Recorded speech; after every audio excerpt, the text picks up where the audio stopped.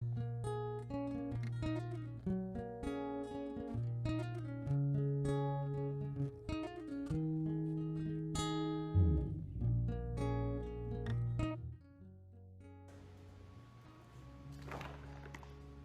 meu nome é Lucas. Oi, eu sou o Nicolas. Oi, eu sou o José Eduardo. Oi, eu sou o Victor.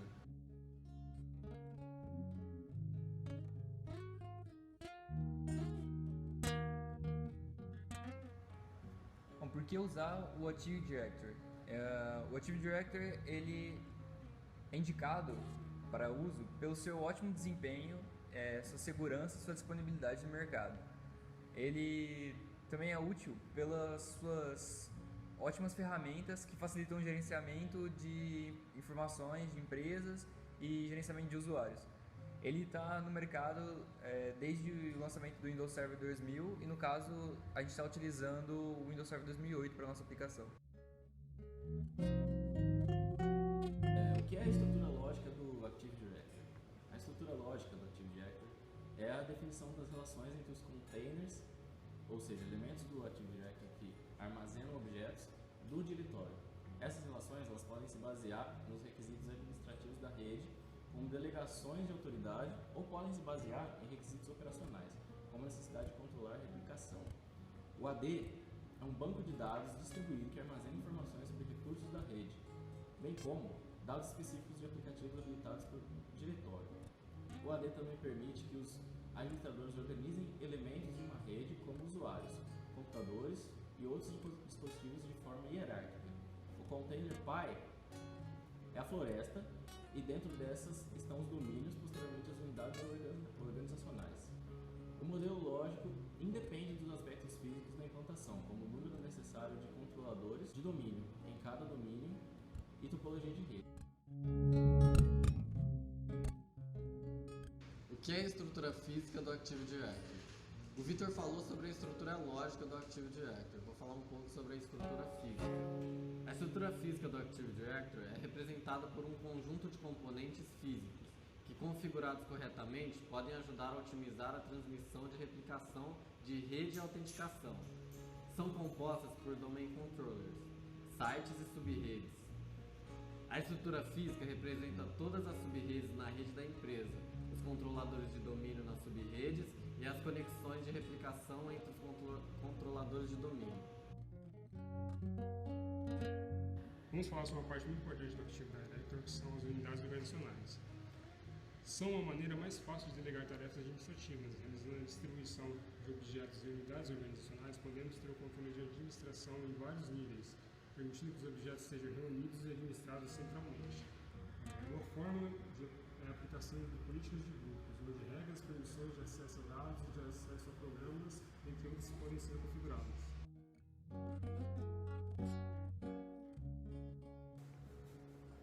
Qual o conceito de objetos no Active Directory? Os objetos são componentes básicos da estrutura lógica. São instâncias de armazenamento de uma classe e representam as entidades físicas de uma rede. Uma classe é uma entidade que contém regras que determinam quais os atributos dos objetos e qual o seu grau de relação com as outras classes, superioridade ou inferioridade, além de conterem definições sobre os seus atributos. Cada atributo é definido no schema, elemento que contém definições formais do que pode ser criado em uma floresta em relação a objetos do diretório e determinam a sintaxe dos valores que podem ser inseridos. E qual a definição de uma floresta no Active Directory? Uma floresta é uma instância do AD, que na prática é um sinônimo de AD.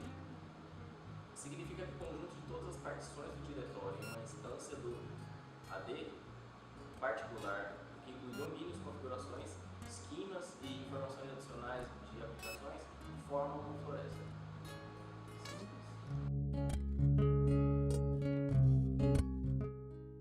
O que são árvores de domínio? As árvores de domínio são coleções de domínios que estão agrupadas em uma estrutura hierárquica. Quando o domínio é adicionado a uma árvore, ela se torna um filho do domínio root dessa árvore. O domínio a qual o filho é gerado é denominado pai. Um domínio filho pode se tornar um domínio pai, e o nome do domínio filho é unido ao nome do domínio pai para formar um único nome DNS.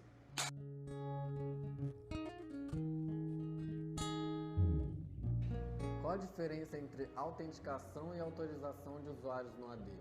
O processo de autenticação valida os dados de um usuário com base nas informações de um banco de dados. Pode incluir nome de usuário, domínio de logon, senha e outras credenciais. Após a autenticação do usuário, o sistema operacional examina os privilégios que a conta do usuário possui. É criado um token, o qual é utilizado para controlar os direitos de acesso durante a sessão. Já o processo de autorização ocorre na criação do usuário. São direitos dados ao usuário e validado com base em listas de controle de acesso. O conteúdo do token formado no processo de autenticação é comparado com o conteúdo da lista durante a sessão.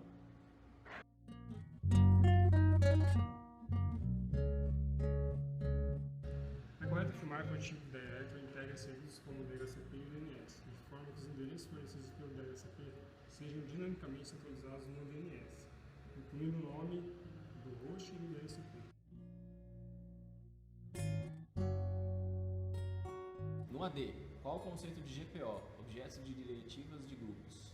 GPO é um conjunto de regras que gerenciam usuários, grupos de computadores de uma rede em um ambiente Windows com Active Directory. É capaz de mudar configurações, restringir ações ou até mesmo distribuir aplicações no ambiente de rede.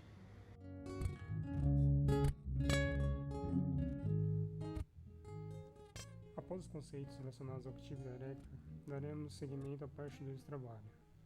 Porém, antes de criarmos as unidades organizacionais, vamos mostrar o ambiente no qual estamos trabalhando.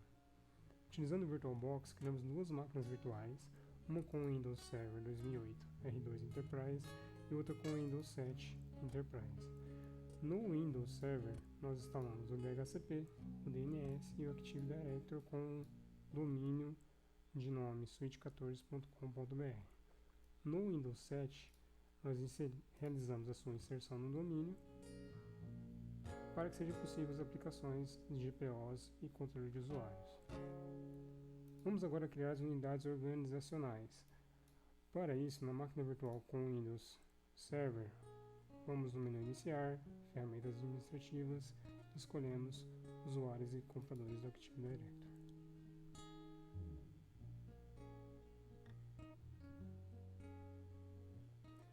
Para sua criação, selecionamos suite14.com.br, clicamos com o botão direito, Novo, Unidade Organizacional. Aqui nós colocamos o nome das unidades que queremos criar, por exemplo, vendas, faturamento,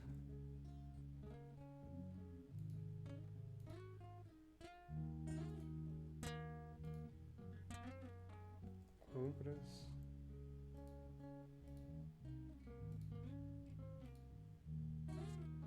contas a pagar,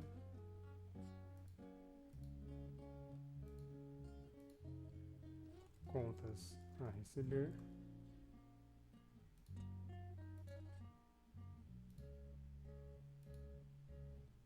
e financeiro. Para criar um usuário, nós selecionamos um dos setores da empresa, por exemplo, vendas, clicamos com o botão direito, novo, usuário. Vamos colocar o nome de usuário,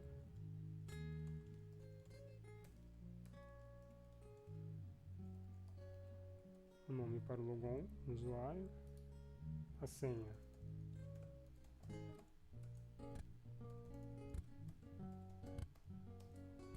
e deixamos selecionado que o usuário deverá alterar a senha no próximo logon. Clicamos em avançar e concluímos. Após a criação desse usuário, nós já podemos realizar o logon no Windows 7.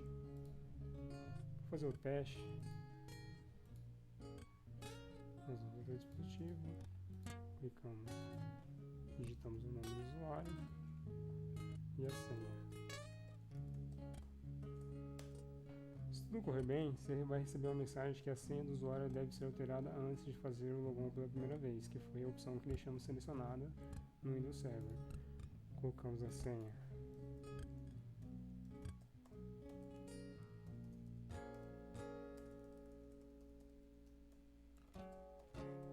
Importante que a senha seja diferente da digitada anteriormente. Clicamos em alterar.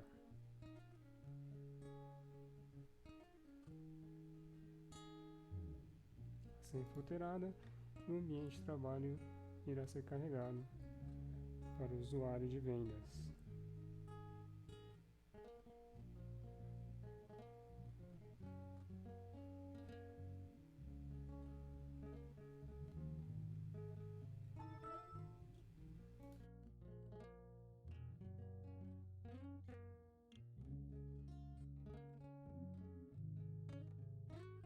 Um problema importante que enfrentamos no ambiente de trabalho, principalmente em locais onde os computadores são compartilhados, como por exemplo os laboratórios de informática, é que os usuários não desligam os computadores. Para isso, é interessante que o administrador de domínio crie um mecanismo para que essas máquinas sejam desligadas. Isso pode ser feito por meio da criação de uma GPO.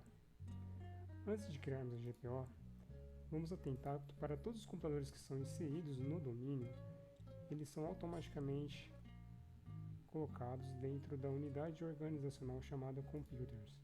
O que nós fizemos aqui foi criar uma nova unidade organizacional chamada Laboratório e transferimos o computador que estava nessa unidade organizacional para a Laboratório. Assim, podemos criar uma GPO indo no menu Iniciar, Ferramentas, Gerenciamento de Diretivo de Grupo. Selecionando o laboratório, clicando com o botão direito em criar uma nova GPO, damos um nome para ela e depois realizamos a sua edição. Notem que é possível você criar GPOs tanto a nível de computador como a nível de usuário. Só que o interessante para a gente aqui é aplicar uma GPO para os computadores, porque independente do usuário que tiver logado ou que tenha efetuado o logon pela última vez, essa GPO será válida. Vamos em Preferências, Tarefas Agendadas e agendar uma nova tarefa para o Windows Vista e posterior. Aqui nós damos o nome, desligar, uma descrição, desligar após as 23 horas.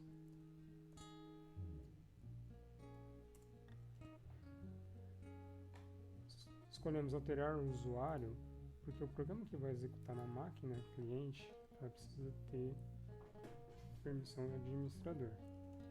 Então vamos adicionar o administrador.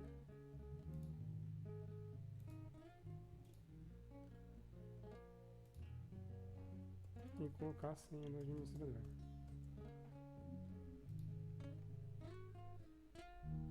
Escolhemos configurar para o Windows 7. Vamos em disparadores, escolhemos novo agendamento, que será efetuado a partir do dia 19/5, às 23 horas. Repetir a cada dia. Vamos em ações e aqui nós vamos colocar o programa que será executado, que está na pasta Serviços Windows /System 32 /Shutdown. Esse programa tem que estar na pasta no computador do cliente. Colocamos alguns parâmetros para desligar em 15 segundos. /S/T.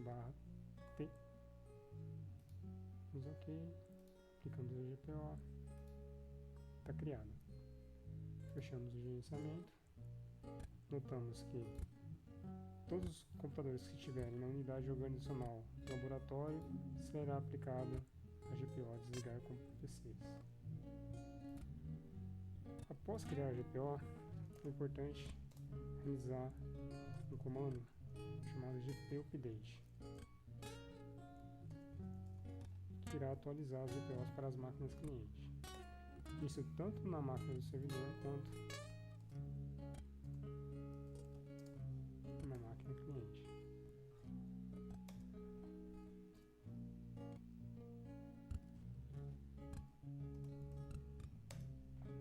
Os comandos na máquina cliente especialmente para não precisar reiniciar o computador.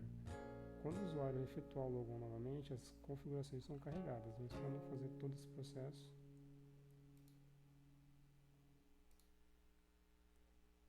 é mais fácil clicar o comando.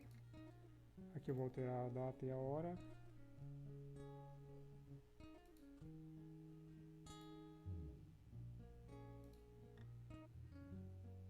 Vai me pedir usuário e senha.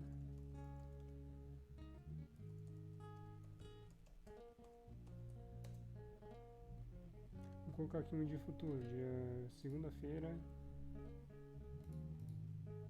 às 22 horas.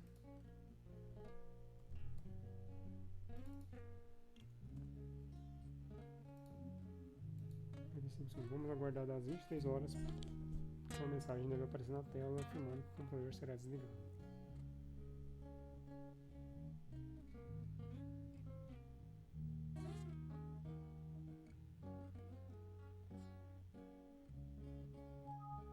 O Windows será encerrado em menos de 1 minuto. Então corre para desligar o computador e salvar suas coisas.